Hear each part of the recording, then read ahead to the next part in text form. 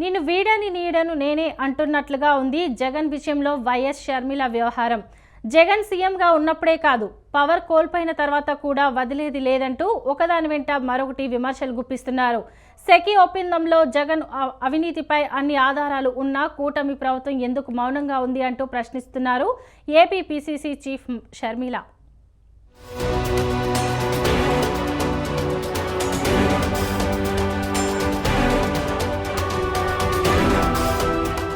Target YS Jagan.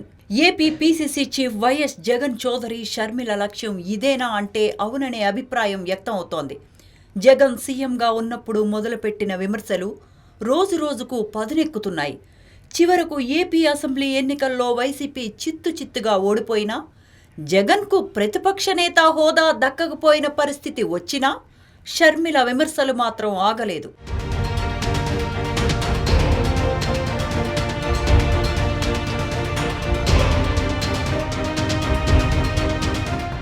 తాజాగా మరోసారి YCP అధినేత తన సోదరుడు వైఎస్ జగన్పై తీవ్ర స్థాయిలో విమర్శలు గుప్పించారు AP PCC chief YS Sharmila.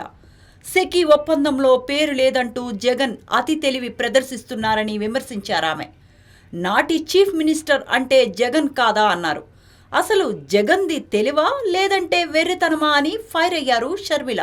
Adani అన్న ఇండస్ట్రియలిస్టు ఆగస్ట్ 2021లో అప్పటి ముఖ్యమంత్రి జగన్మోహన్ రెడ్డి గారిని కలిశారని, పవర్ డీలు, సోలార్ పవర్ డీలు, ఆంధ్ర రాష్ట్రం 7,000 మెగావాట్లు కొనేటట్టుగా అదానీ కంపెనీకి లాభం చేకూరేట్టుగా డీలు మాట్లాడుకునే విషయమై వీళ్ళిద్దరి మధ్య ఒప్పందం జరిగిందని, ఒప్పందం ప్రకారం 1,750 కోట్ల రూపాయలు అప్పటి ముఖ్యమంత్రి జగన్మోహన్ రెడ్డి గారికి ఇచ్చేటట్టుగా మాట్లాడుకున్నారని పలు రకాల సాక్ష్యాలు, అంటే ఒక సాక్ష్యం కాదు, డిఫరెంట్ ఎవిడెన్సెస్తో, ప్రూఫ్స్తో వాళ్ళు ఛార్జ్ షీట్లు పెట్టడం జరిగింది.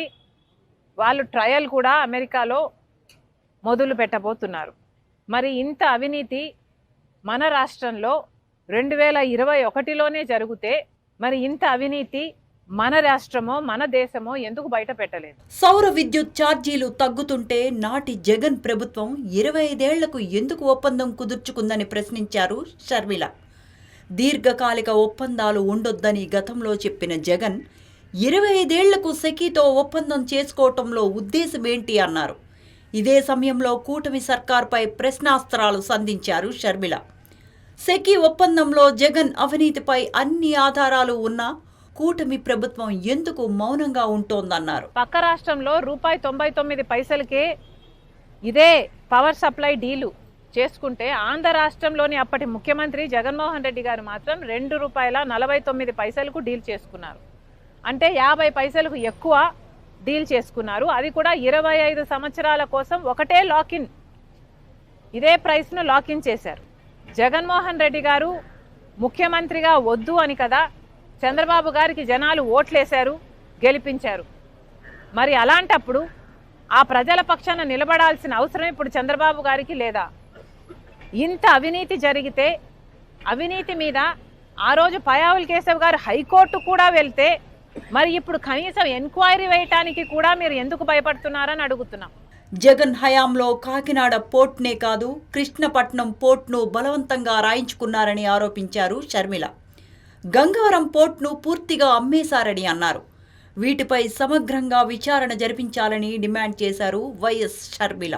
That Mr. Jagannath Reddy, while he was in power, he harassed the owners of Kakinada port and forced them to give that share to his people, Arbindo or whoever Mr. Jagannath Reddy had named.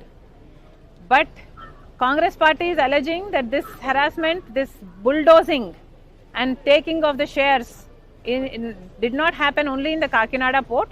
It happened in the Krishnapatnam port as well. It happened in the Gangavaram port as well. In the Gangavaram port, the tragedy is that share belonged to the government. While government held shares in Gangavaram port, Mr. Jagannath Reddy shares worth more than 9,000 crores were given away to Mr. Adani for only 632 crores if I remember right. ఇలా 1-2 కాదు, జగన్ టార్గెట్గా మరోసారి చెలరేగిపోయారు YS Sharmila. అంతేకాదు ఏ విషయంలోనూ తాను వ్యక్తిగతంగా మాట్లాడటం లేదని చెప్పుకొచ్చారామె. అసలు తాను వ్యక్తిగతంగా మాట్లాడితే జగన్ ఇంట్లో నుంచి అడుగు కూడా బయట పెట్టలేరని మండిపడ్డారు. ఇదే ఇప్పుడు ప్రాధాన్యత సంతరించుకుంది. ఇలా ఏమైనా ఏసీబీ చంద్రబాబు గారి పంజరంలో ఉందా? చంద్రబాబు గారు సమాధానం చెప్పాలి. ఏసీపీకి ఈ డీల్ గురించి, మన రాష్ట్రంలో జరిగిన అవినీతి గురించి, ఈ కరప్షన్ గురించి ఇన్వెస్టిగేట్ చేసే అధికారం ఉందా, లేకపోతే చంద్రబాబు గారి పంజరంలో చిక్కుకొని ఉందా? చంద్రబాబు గారు సమాధానం చెప్పాలి. ఏసీపీ కూడా నిరూపణ చేసుకోవాలి. మీది యాంటీ కరప్షన్ బ్యూరో. మరి మీరు కరప్షన్ మీద సుమోటోగా తీసుకొనైనా సరే మీరు ఎంక్వైరీ చేయడానికి వీలు ఉంది. నిజానికి ఏపీ అసెంబ్లీ ఎన్నికల ముందు వైఎస్ జగన్ టార్గెట్గా విమర్శనాస్త్రాలు సంధించారు షర్మిల. ఆ తరువాత ఇరువురి మధ్య ఆస్తుల సమస్యలు ఉన్నాయని, అందువల్లే షర్మిల తనను టార్గెట్ చేస్తున్నారంటూ వైసీపీ నేతలు చెప్పుకొచ్చారు. ఆ తరువాత జరిగిన ఎన్నికల్లో జగన్ పార్టీ ఘోరంగా ఓటమి పాలైంది. కానీ షర్మిల మాత్రం తన సోదరుడిపై విమర్శల దాడిని తగ్గించలేదు. జగన్ సైతం తమ మధ్య చిచ్చు పెట్టేందుకు ప్రత్యర్థులు ప్రయత్నిస్తున్నారంటూ ఆరోపించారు. ఏ కుటుంబంలోనైనా సమస్యలు సహజమేనంటూ చెప్పుకొచ్చారు.